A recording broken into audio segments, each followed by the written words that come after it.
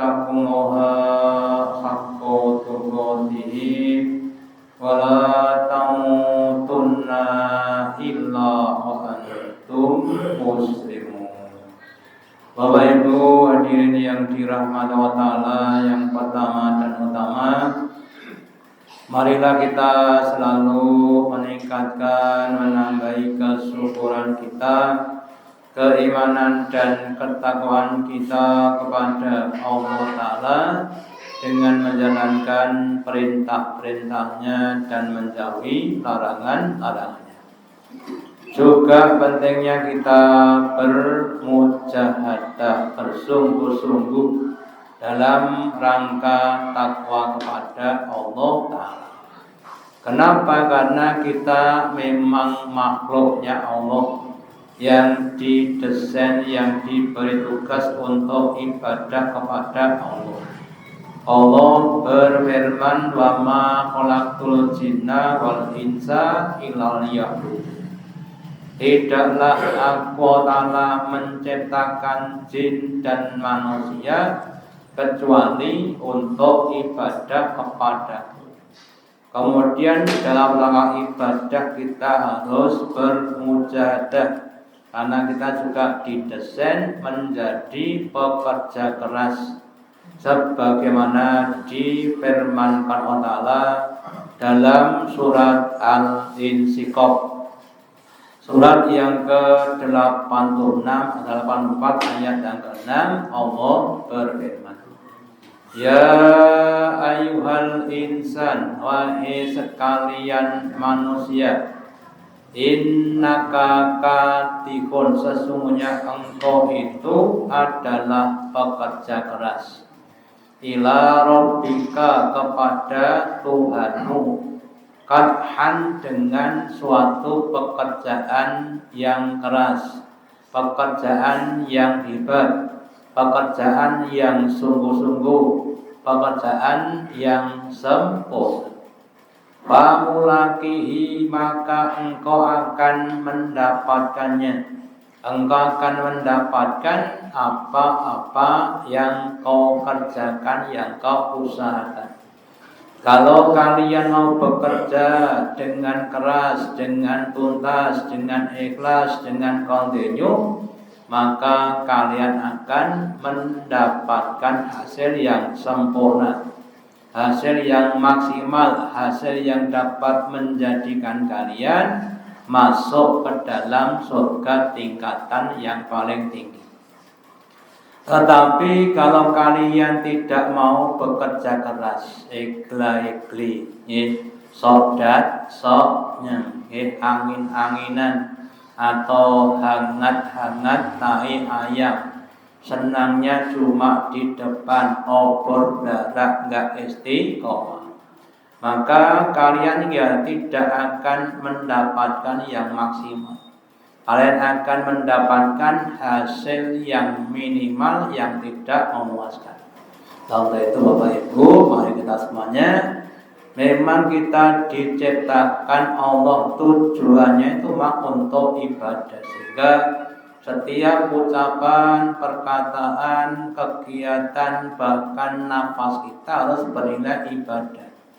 Kemudian tadi saya sampaikan, kita didesain untuk bekerja keras. Kalau kita bandingkan atau ibaratkan sebuah kendaraan, dalam kehidupan kita sehari-hari kita kenal ada beberapa kendaraan. Ada kendaraan yang didesain untuk membawa barang-barang, contohnya truk, ya. Biasanya truk itu muatnya barang-barang yang banyak sehingga jalannya lambat. Yang kedua adalah yang didesain untuk mengangkut orang seperti bis dan sebagainya, yaitu agak cepat, gitu. Kemudian ada yang namanya mobil balap. Mobil balap itu memang mobil yang didesain, diciptakan untuk balapan, yang kecepatannya lebih tinggi, lebih cepat dibanding dengan mobil barang atau mobil orang. Nah, kita juga begitu. Kita ini adalah desain Allah menjadi kategori seorang atau makhluk yang bekerja keras, sehingga kalau seperti mobil balap terus dikendali dengan kecepatan rendah itu nggak enak, nggak pas. Ada potensi yang terbuang, yang disia-siakan. Ya, kan kita 24 jam itu adalah kesempatan kita sehari semalam dalam untuk beribadah. Kalau kita coba gunakan 10 jam, maka yang 14 jam itu adalah tersia-siakan sebagai bentuk pentabdiran, pemubadiran, dan sebagai bentuk kekurangan nikmat kita. Makanya monggo kita semuanya harus memaksimalkan diri dalam rangka ibadah kepada Allah. Kalau kita mau memaksimalkan diri, maka halangan, rintangan, ujian, gangguan akan dapat kita atasi. Tetapi kalau kita tidak memaksimalkan diri, maka banyak halangan yang tidak bisa teratasi. Ada halangan sedikit saja sudah menghalang kita. Padahal lagi yang namanya halangan itu banyak sekali. Baik yang berasal dari internal kita, sok-sok yo males gitu, terus jadwalnya ngaji urung adus. Kadang-kadang ada seperti itu, gitu. Atau fitting, gembos, atau yang lainnya kurang dipersiapkan sehingga nggak bisa konten. Ya.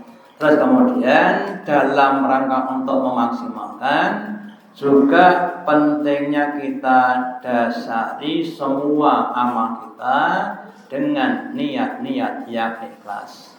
Sebagaimana dijelaskan Allah di dalam surat Al-Bayyinah, surat yang ke-98 ayat yang kelima, Allah berfirman, wahai orang-orang yang beriman, wa ma umiru illa liya'budullaha mukhlishina lahu.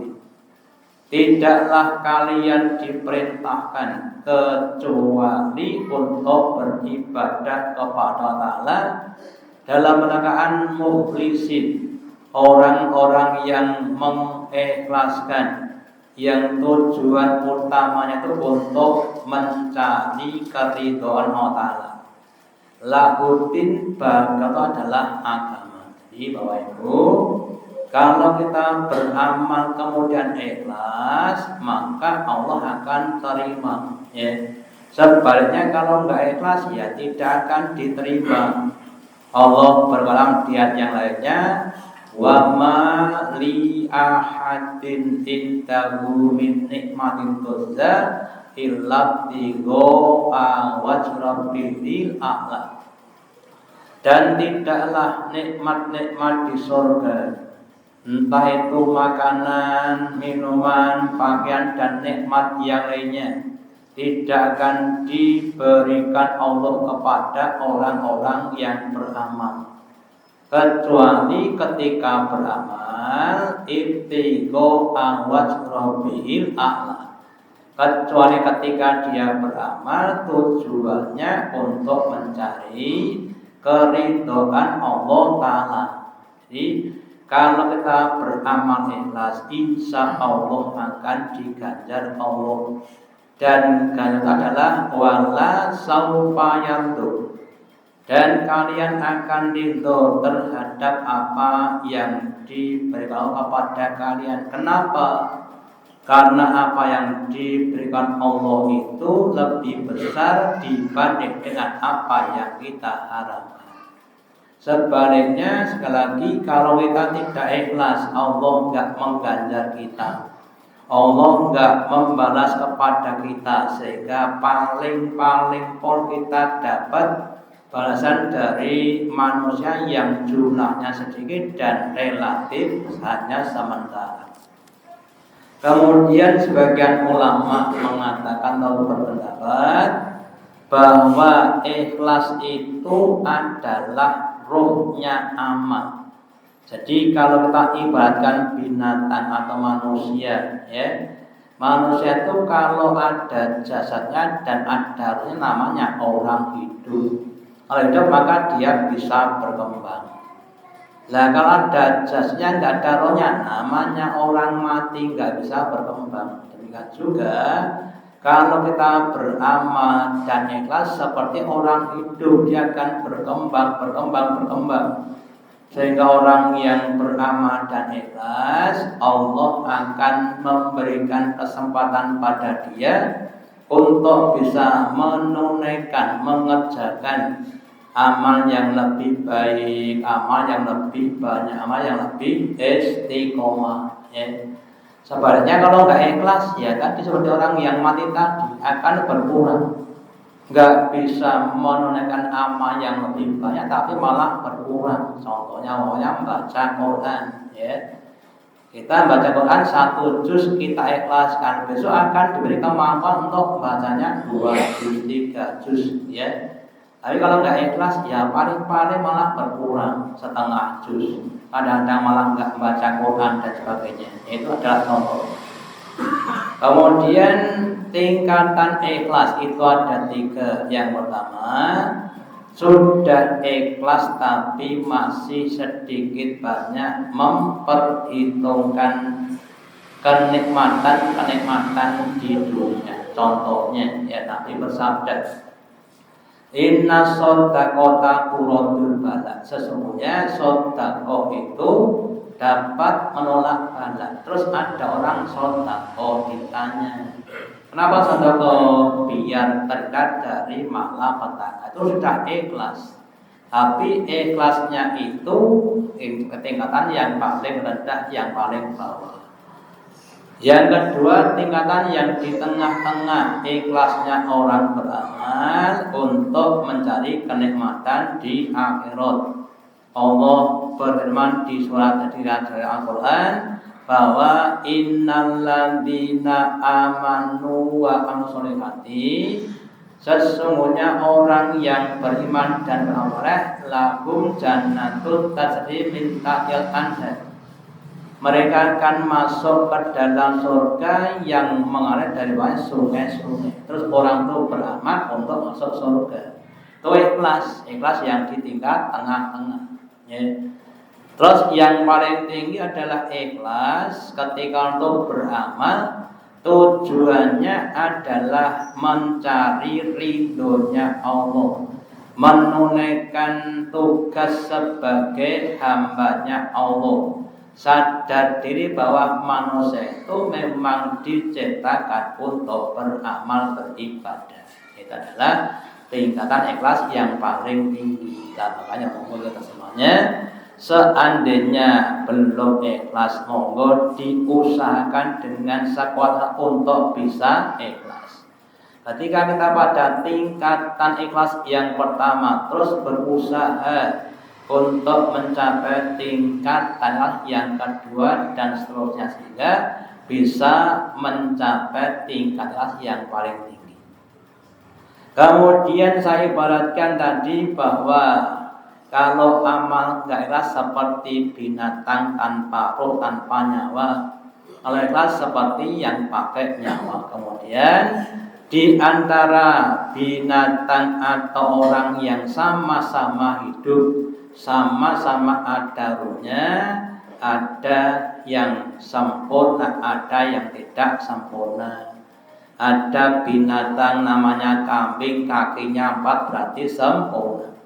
Terus ada kambing yang kakinya cuma 3 berarti tidak sempurna. Ya. Nah, demikian juga dalam beramal, ada yang sempurna, ada yang kurang sempurna.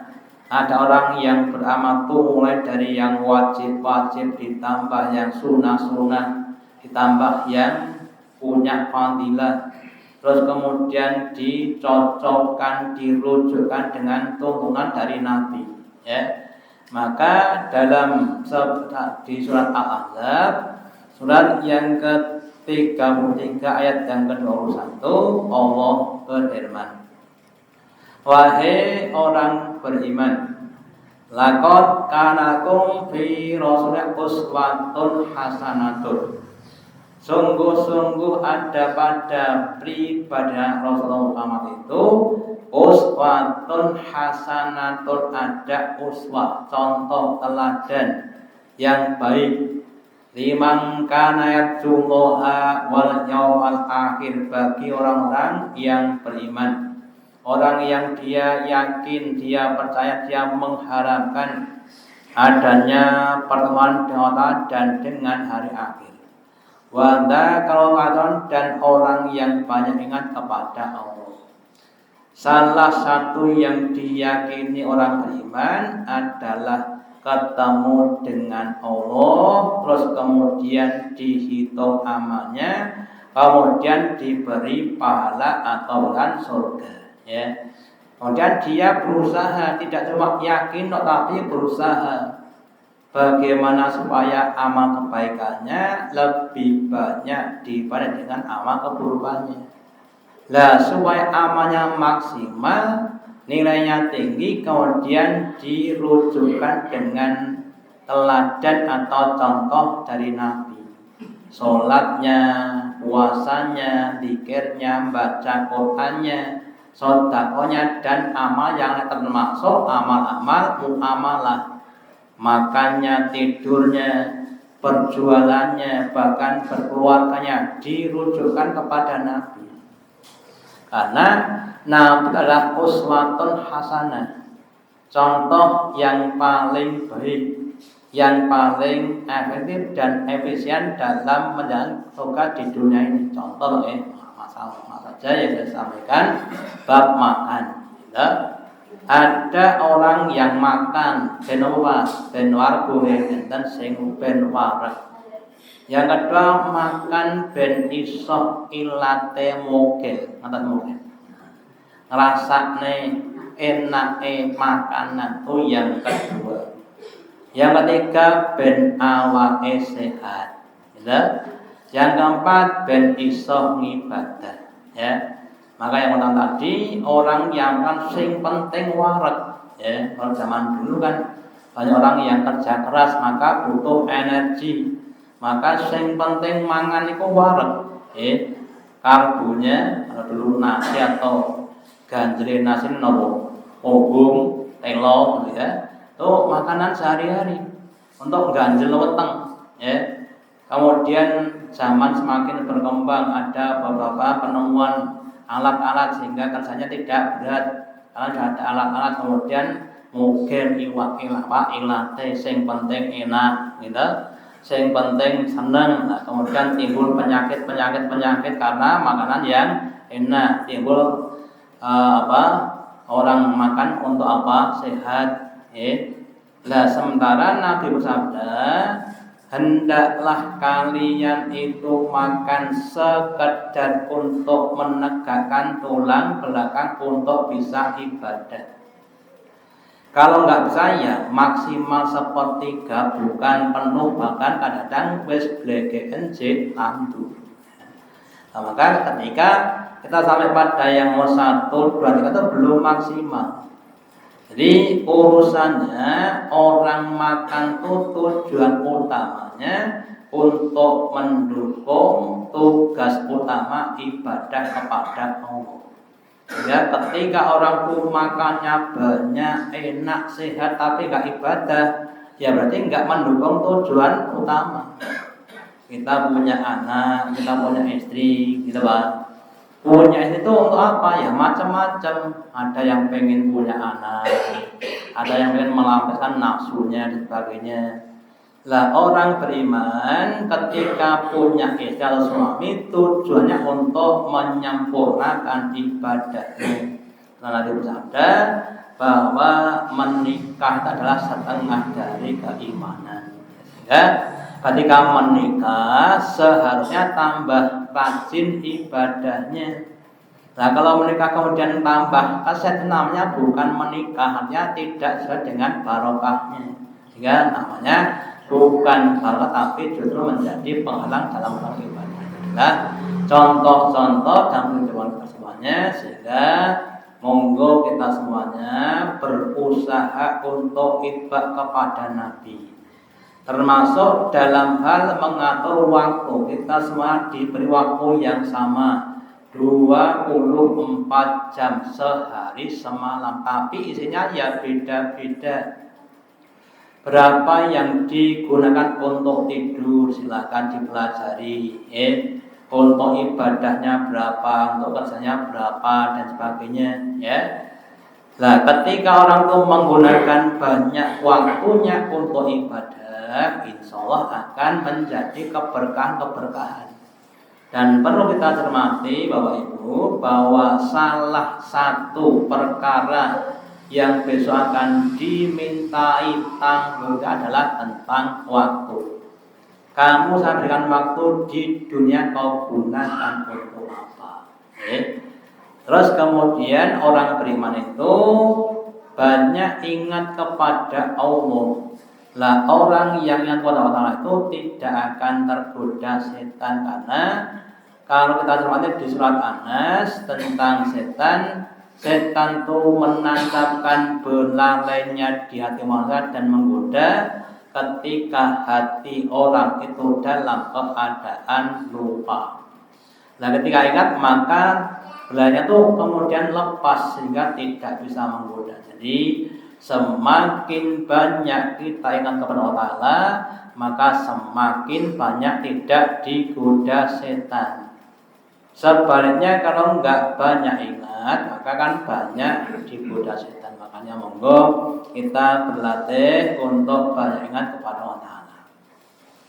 Kemudian kalau diluaskan lagi, setelah Nabi itu, maka kemudian ada sahabat-sahabat dan seterusnya, sampai pada zaman sekarang ustaz kita, guru kita dan sebagainya, yang kadang-kadang akan memberikan pencerahan kepada kita. Maka wajiblah kita untuk mentaati, meniru kepada Allah dan Rasulnya dan juga kepada pemimpinnya orang-orang beriman. Maka di dalam surat An-Nisa ayat yang ke-59 Allah berfirman, wahai orang beriman, ya ayyuhalladzina amanu atiullaha wa rasul. Taatlah kamu kepada Allah dan Rasulnya dengan menjalankan perintah-perintahnya dan meninggalkan larangan-larangannya.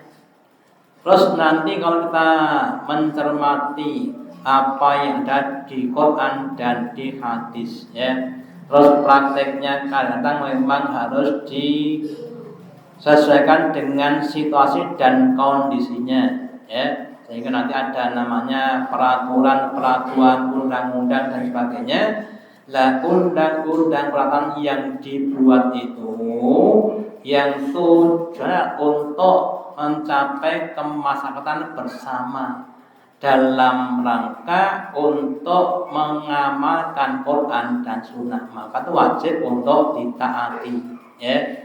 Maka kemudian wa ulil amri minkum, dan yang memegang urusan di antara kamu supaya urusan kamu jadi baik. Kemudian wa idzalatum fisain, dan jika terdapat perbedaan di antara satu hal, arudhu ilallah, maka kembalikan itu kepada Allah, di mana kepada Al-Qur'an wa Rasul dan kepada Rasul. Contohnya kemarin kita ikhtilaf dalam hal menetapkan hari raya Idul Adha. Ada yang Rabu, ada yang Kamis. Yang Rabu punya dasar, yang Kamis juga punya dasar, ya silahkan, ya. Jadi kita kemudian saling menghormati, saling menghargai. Demikian juga yang lainnya. Ada orang yang Islam tapi enggak sholat, kemudian mati, pertanyaan disolatkan atau tidak disolatkan. Ada dua pendapat, ya. Yang disolatkan karena apa? Memang mereka orang Islam sudah bersyahadat, sudah. Yang kedua tidak disolatkan, kenapa? Nabi bersabda bahwa tidaklah memisahkan orang dengan Islam kecuali sholat, di mana kalau sholat berarti Islam, kalau enggak sholat berarti tidak Islam. Itu adalah pendapat yang kedua. Kemudian mari kita saling menghormati.